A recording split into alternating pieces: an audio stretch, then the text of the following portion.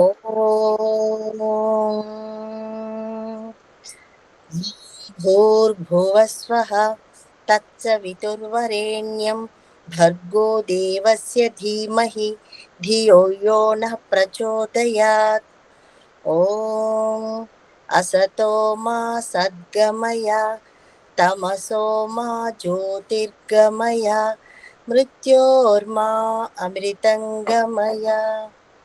ఓం సహనావవతు సహనౌ భునత్తు సహ వీర్యం కరవావహై తేజస్వినావధీతమస్తు మా విద్విషావహై. ఓం శాంతి శాంతి శాంతి. మాతాజీ నమస్తే. సర్వేభ్యో నమో నమః. నమస్తే అందరికీ. ఈరోజు మనం వేదాంత దర్శనంలోని ప్రథమ అధ్యాయము ప్రథమ పాదములోని 24వ సూత్రంలో ఉన్నాం. నిన్న ఎలా ఆకాశ శబ్దము పంచభూతాలలోని ఆకాశమున వస్తుంది, అటులనే పరమాత్మునికి కూడా ఆకాశం అనే నామం ఉంది. పరమాత్ముడు ఏ విధంగా వ్యాపకంగా ఉన్నాడు, ఆకాశము ఎక్కడ వ్యాపకంగా ఉంది, ఈ కార్యరూప జగత్తు యొక్క ఉత్పత్తి దేని నుండి జరిగింది అనేది మనం తెలుసుకునే ప్రయత్నం చేశాం. ఈరోజు మరొక శబ్దమును తీసుకుని ఇక్కడ విమర్శలు సమాధానము జరుగుతుంది. సూత్రం ఏమిటి అంటే జ్యోతిశ్చరణాభిధానాత్. ఇక్కడ జ్యోతి అనే పదం వచ్చింది. అంటే ఇక్కడ జ్యోతి అనే పదము బ్రహ్మవాచకమా కాదా అని అడుగుతున్నాడు. అంటే అసలు ఈ డౌట్, ఈ సందేహం ఎందుకు వచ్చింది? ఎందుకు అంటే శాస్త్రాల యందు కం వాయు జ్యోతి ఆపహ పృథివీ విశ్వస్య ధారిణి అని ఉంది. అంటే జ్యోతి అనే శబ్దము అగ్నికి కూడా సంబోధింపబడుతుంది. ఏదైతే పంచభూతాలలో అగ్ని ఉందో ఆ అగ్ని యొక్క నామము కూడా జ్యోతిహే. కావున ఎక్కడైతే ఆపో జ్యోతి రసోమృతం ఆ మంత్రమున ఏదైతే జ్యోతిష్ అనే పదం ఉందో అది అగ్నికి సంబంధించిందా లేదా బ్రహ్మకు సంబంధించిందా అనేది అక్కడ వివరణ అడుగుతున్నాడు. నిజంగా చెప్పాలి అంటే మనం ప్రకృతిని తీసుకున్నప్పుడు పంచభూతాల యొక్క వివరణ జరుగుతున్నప్పుడు ఉదాహరణకి అగ్ని దేనిలో ప్రవేశిస్తుంది, పంచభూతాలలో అగ్ని దేని యందు ప్రవేశించగలుగుతుంది అన్నప్పుడు అగ్ని జలమున కంటే సూక్ష్మమైనది కనుక జలములోకి ప్రవేశిస్తుంది. అంటే ఆ పంచభూతాల గురించి అనగా ప్రకృతి తత్వము వివరించాల్సి వచ్చినప్పుడు అచట జ్యోతి అనే పదమునకు అర్థం అగ్నియే. కానీ అటులనే మనం ప్రాతకాల సాయంకాల మంత్రాల యందు కూడా సూర్యో జ్యోతి అగ్ని జ్యోతి అని చదువుతాం. అక్కడ కూడా ఒకవేళ ప్రకృతి గురించి వర్ణించాల్సి వస్తే అక్కడ జ్యోతి అనే పదము అగ్ని నామమే. కానీ ఎప్పుడైతే జ్యోతిషాం జ్యోతిరేకం ఈ విధముగా ఆత్మతత్వం వైపు వచ్చినప్పుడు సూర్యాది గోళాలకు ఎవరు ప్రకాశం ఇచ్చుచున్నారు అనే సందర్భం వచ్చినప్పుడు మాత్రం అక్కడ జ్యోతి అంటే పరమాత్ముడు అని తెలుసుకోవాలి. అర్థమైందా? జ్యోతిషాం జ్యోతిరేకం ఏవైతే ప్రకాశవంతమైన పదార్థాలు ఉన్నాయో అట్టి ప్రకాశవంతమైన పదార్థముల యందు కూడా ఎవరైతే ప్రకాశమును నింపుతున్నాడో అంటే జ్యోతిషాం అది సప్తమి విభక్తి యొక్క బహువచనం. ప్రకాశ పదార్థాలు గల వాటిలో అనగా సూర్య చంద్ర నక్షత్రాదుల యందు. మనం సంస్కృత భాష నేర్చుకుంటే అక్కడ మొదటిదేమో సప్తమి విభక్తి బహువచనం. జ్యోతిషాం, జ్యోతిస్సుల యందు, ప్రకాశక పదార్థాల యందు. జ్యోతికి ఏవ, ఒకే ఒక ప్రకాశకుడైన బ్రహ్మ వాటిని ప్రకాశింపజేస్తున్నాడని అర్థం. ఎక్కడైతే అతని ద్వారా మనం విభక్తుల్ని తెలుసుకుంటే అతని ద్వారా, అతని నుండి అనే తృతీయ విభక్తి వస్తే అది పరమాత్మునికి సంబంధించింది. కానీ ఎప్పుడైతే మనకు ద్వితీయ విభక్తి సప్తమి విభక్తి వస్తుందో అక్కడ ప్రకృతికి సంబంధించింది. సూర్యునకు, సూర్యాదుల యందు ఈ విధమైన అర్థం వచ్చినప్పుడు అక్కడ సూర్యుడు అంటే జడ పదార్థమే, కానీ అది సప్తమి విభక్తిలో ఉంది. ఆ సూర్యుని యందు ఎవరు ప్రకాశమును నింపారు అంటే ఏక ఏవ, ఒక్కడే. అంటే మనం ఎప్పుడైతే సంస్కృత వేదవాంగ్మయ భాషని అర్థం చేసుకుంటామో అప్పుడు మనకి బ్రహ్మతత్వము సందేహరహితముగా అర్థమవుతుంది. అనగా సప్తమి విభక్తి ఉన్నప్పుడు అంటే సూర్యుడు చంద్రుడు వివిధ నక్షత్ర గోళాల యందు చివరికి మన శరీరమున ఎవరు ప్రకాశము నింపుతున్నారు అంటే ఆ ప్రకాశకుడు, ఆ జ్యోతి స్వరూపుడు. ఎక్కడైతే తృతీయ విభక్తి వస్తుందో, ఎక్కడైతే ప్రథమా విభక్తితో చెప్పబడుతుందో, తృతీయ విభక్తి ప్రథమా విభక్తి చెప్పబడినప్పుడు మనం పరమాత్ముని తీసుకోవాలి. అర్థమైందా? ద్వితీయ విభక్తిలో అటులనే సప్తమి విభక్తిలో చెప్పబడుతున్నప్పుడు ప్రకృతిని తీసుకోవాలి. అందుకనే రక్షార్థం వ్యాకరణం వేదానం, మనం వేదాలను రక్షించుకోవాలి అంటే వేదార్థాలను ఉన్నది ఉన్నట్టుగా సందర్భ సహితముగా తెలుసుకోవాలి అంటే తప్పకుండా మనకు సంస్కృత భాష ఎంతో కొంత వేద వాంగ్మయ వ్యాకరణం వచ్చి ఉంటేనే మనకు వివిధ లోతైన పదాలకి అర్థం అవగతం అవుతుంది. నేను పలు సందర్భాలలో కూడా చెప్పా, మనం యాజ్ఞిక కార్యక్రమం చేసేటప్పుడు యజ్ఞయాగాది క్రతువులు చేయడం అనే ప్రవృత్తి ఎంత గొప్పదో, ఆ విధమైనటువంటి యజ్ఞకర్తలం కావాలి అనుకుంటే తప్పకుండా మనకు లోతైన వేద వాంగ్మయ భాష రావలసిందే. ఎందుకంటే ఇక్కడ ప్రశ్నిస్తున్నాడు ఏమని, మీరిక్కడ జ్యోతి అనే శబ్దం పరమాత్మునికి సంబంధించింది అన్నారు. కానీ శాస్త్రముల యందు ఖం వాయు, ఆకాశం నుండి వాయువు, వాయువు నుండి జ్యోతి, జ్యోతి నుండి జలము, జలము నుండి పృథివీ అని ఇవన్నీ ఒకదాని నుంచి ఒకటి పుట్టినట్టుగా ఇక్కడ శాస్త్రం చెప్తుంది కదా. అంటే అగ్ని వాయువు నుండి పుట్టినట్టు, వాయువు ఆకాశము నుండి పుట్టినట్టు అని ఈ ముండకోపనిషత్తు యొక్క వాక్యమును తీసుకొని ఇక్కడ సందేహాన్ని వ్యక్తపరచాం. అందుకనే స్పష్టంగా చెప్తున్నాను, మనం కార్యరూప జగత్తు తీసుకున్నప్పుడు ఆకాశము నుండి వాయువు, వాయువు నుండి అగ్ని, అగ్ని నుండి జలం, జలము నుండి పృథివీ, పృథివీ నుండి అన్నాదులు, అన్నాదుల నుండి రేతస్సు, రేతస్సు నుండి వీర్యం, వీర్యము నుండి వివిధ శరీరాలు. అది కార్యరూప జగత్తే. చివరికి మనము ధరించుకొని ఉన్న వెంట్రుకలు, గోర్లు, నస, నాడులు, అస్థులు, పంజరము సర్వము ఆకాశము నుండే పుట్టింది. కానీ అక్కడ ఆకాశం అంటే అది పరమాత్మునికి సంబంధించింది కాదు.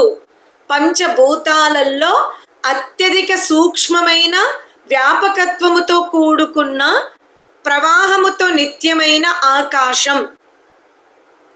ఆ ఆకాశాదులకు ఎవరు అధిపతి అన్నప్పుడు బ్రహ్మ అనే ఆకాశం వస్తుంది. అది చాలా జాగ్రత్తగా గుర్తుపెట్టుకోండి.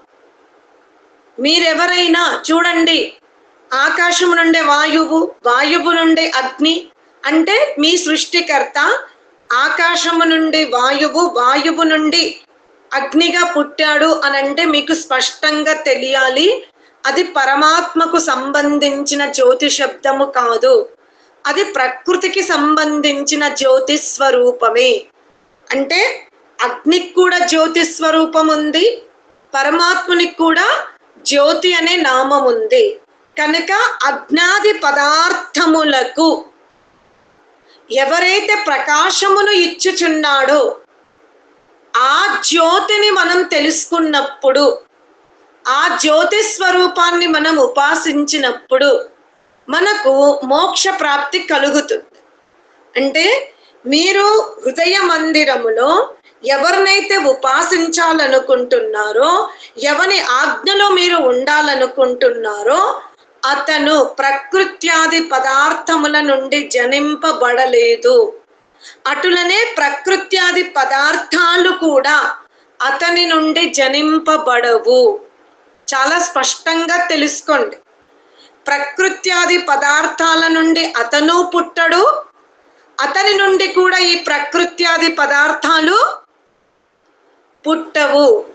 ఆ జ్యోతి స్వరూపుడు కేవలం నియామకుడే, నియంతనే, లయకర్తనే, పోషకుడే.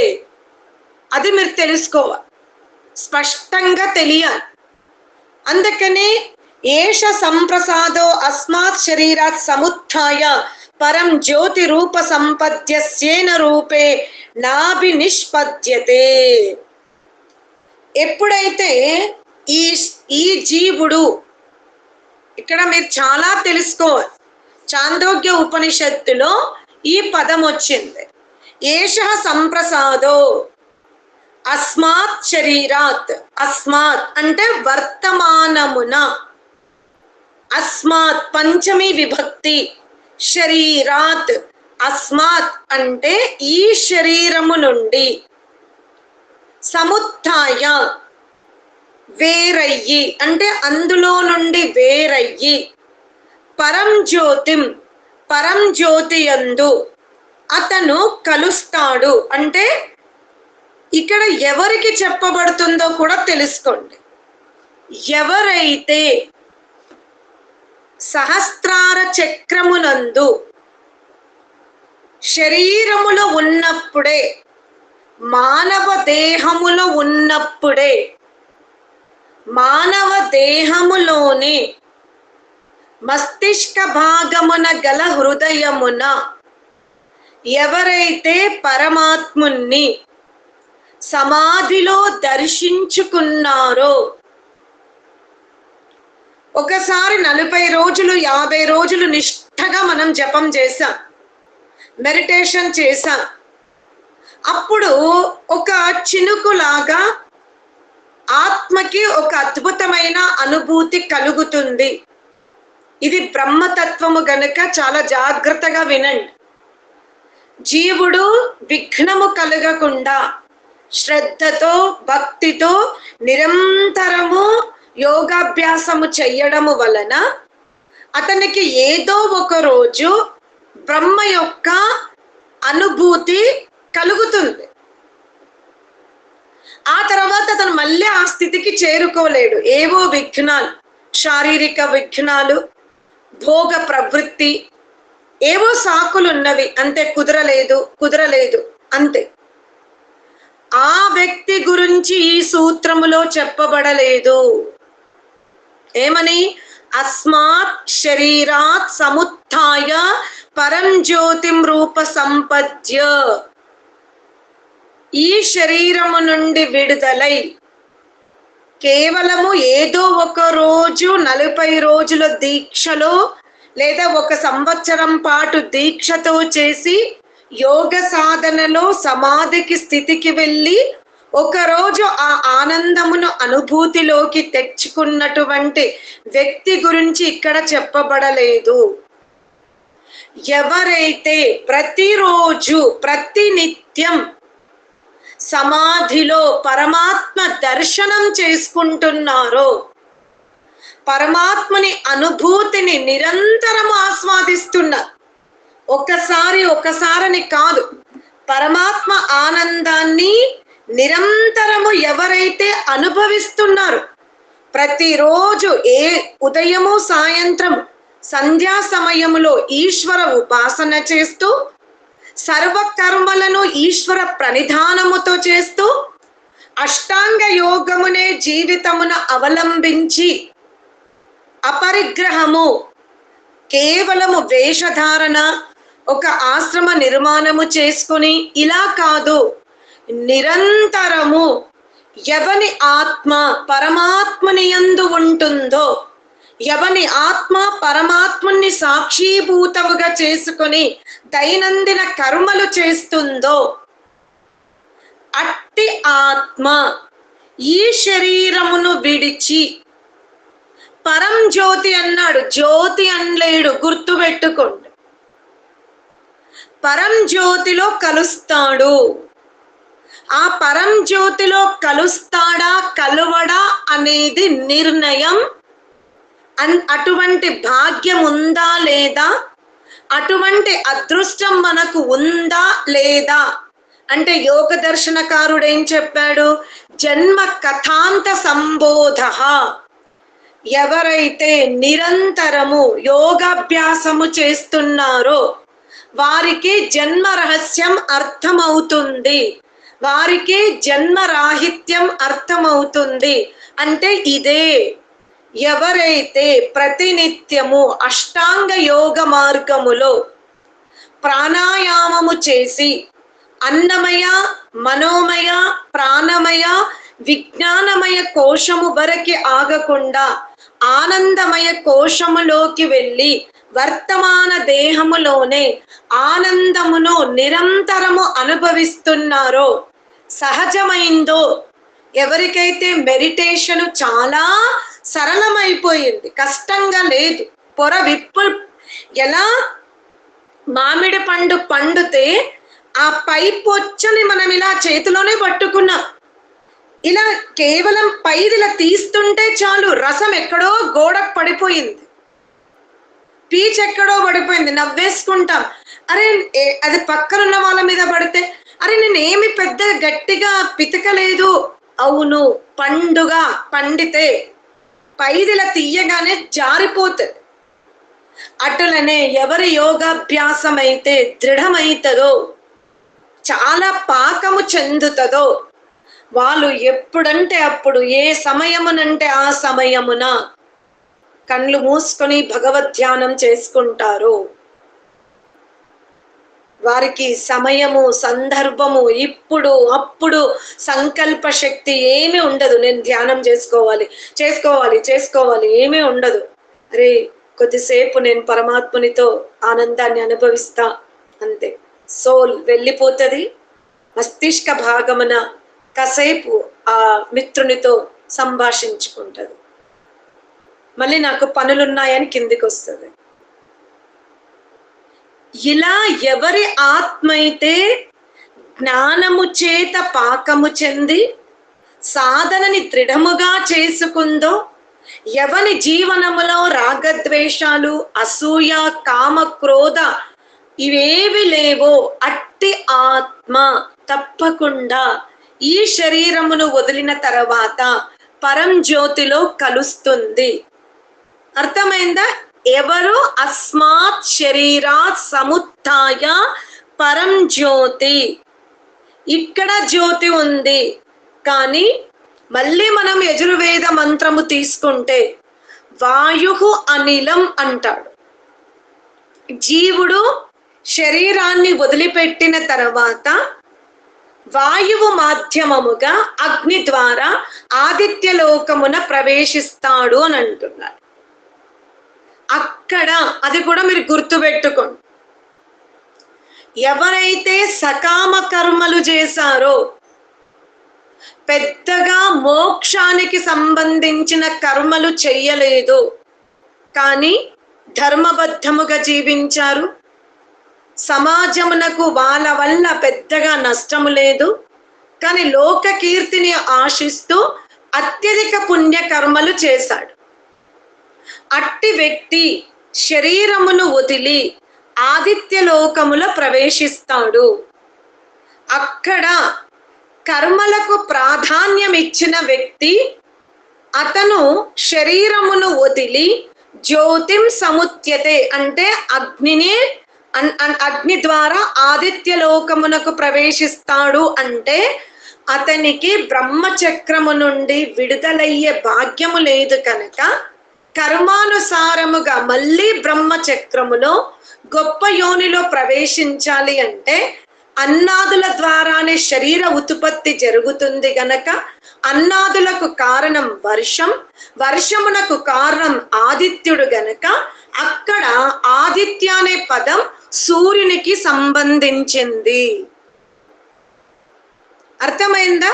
ఎవడైతే మరణ పర్యంతము కర్మలకే ప్రాధాన్యత ఇచ్చాడు, పుణ్య కర్మలే చేశాడు, పాప కర్మలు చెయ్యలేదు, పుణ్య కర్మలే చేశాడు. కూపాలు అంటే బావులు త్రవ్వించుట, విద్యాలయాల స్థాపన, పాఠశాలలు, చికిత్సాలయాలు, ధర్మశాలలు, వేదోక్తమైన బ్రాహ్మణులకు చక్కగా రక్షణ, నీతిగా తోబుట్టువులకు మిత్రులకు ఎవరికి కూడా హాని కలిగించకుండా జీవించుకుంటూ వెళ్ళాడు. అతను పూర్వ శరీరాన్ని వదిలిన తర్వాత అగ్నినే ప్రవేశింపజేసుకుంటాడు, అంటే సూర్యునిలో ప్రవేశిస్తాడు. అంటే కర్మజీవి ప్రకృతి పరమైనటువంటి ఆదిత్యుణ్ణి ప్రవేశిస్తాడు. యోగ సాధకుడు యోగి పరం జ్యోతి అనగా బ్రహ్మలో ప్రవేశిస్తాడు. ఇది వ్యత్యాసము. కర్మములు చేసినటువంటి వ్యక్తి జ్యోతి స్వరూపము అంటే సూర్యుడు, సాధన చేసినటువంటి ఆత్మ పరం జ్యోతి అంటే ఎవరు? బ్రహ్మ. అర్థమైందా డిఫరెన్స్? ఇక నీచ కర్మలు చేశాడు, మానవ జన్మనే ఎత్తాడు, చాలా నీచ కర్మలు వాక్కుతో, మనస్సుతో, చేష్టలతో, మాంసభక్షకుడు, వ్యభిచారుడు, క్రూరుడు, అన్యలింగమునందు ప్రీతి, ఇలా దుష్టత్వముతో జీవించినటువంటి వ్యక్తి అగ్నిలో ప్రవేశించడానికే లేదు. అతను చెమట ద్వారా, ఈ అండజము ద్వారా వచ్చేస్తాడు. పెద్దగా ఆదిత్య లోకానికి వెళ్ళి మళ్ళీ అన్నాదుల ద్వారానే పుట్టాల్సిన అవసరం లేదు. ఏవైతే చెమట ద్వారా స్వేదజం ఉద్భిజం ఉందో అటువంటి యోనిలోకి వెళ్తాడు. అందుకనే కర్మ సిద్ధాంతాన్ని కూడా తెలుసుకోండి.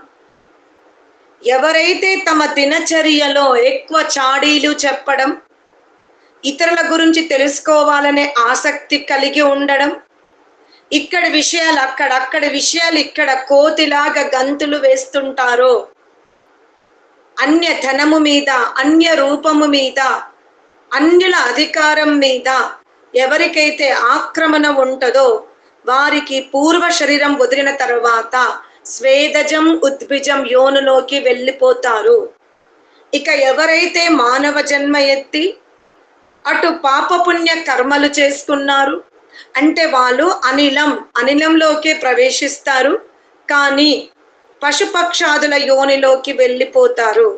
ఎవరైతే 50 నుంచి ఉన్నాయో పుణ్యకర్మలు, 50 నుండి 80 వరకు పుణ్యకర్మలు చేశారు, వాళ్ళందరూ కూడా మనుష్యాది యోనిలోకి వస్తారు.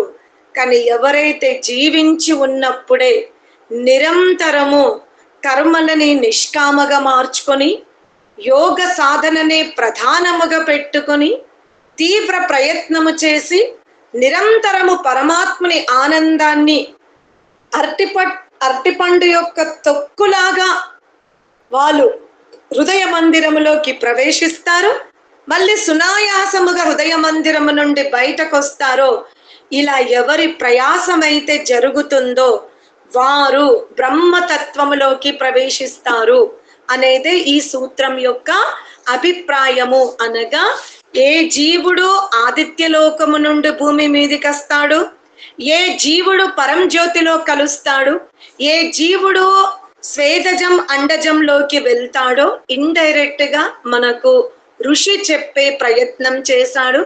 కనుక మనమందరము కూడా కర్మలకు ఎంత ప్రాధాన్యత ఇస్తున్నామో అంతకంటే కూడా జన్మరాహిత్యము, జన్మ రహస్యము తెలుసుకోవడానికి మన హృదయ మందిరముల గల ఆ మస్తిష్కమున గల ఆ పరం జ్యోతిని మీరు బ్రతికి ఉన్నప్పుడే మీరు దర్శించుకోగలిగితే, ఆ దర్శన భాగ్యం మీకు కలుగుతే, అట్టి స్థాయిని మీరు స్వయముగా జీవించి ఉన్నప్పుడే పెంచుకుంటే తప్పకుండా మీరు కైవల్యం వైపు నడుస్తున్నట్టు. ఇదియే శాస్త్రం చెబుతున్న విషయం.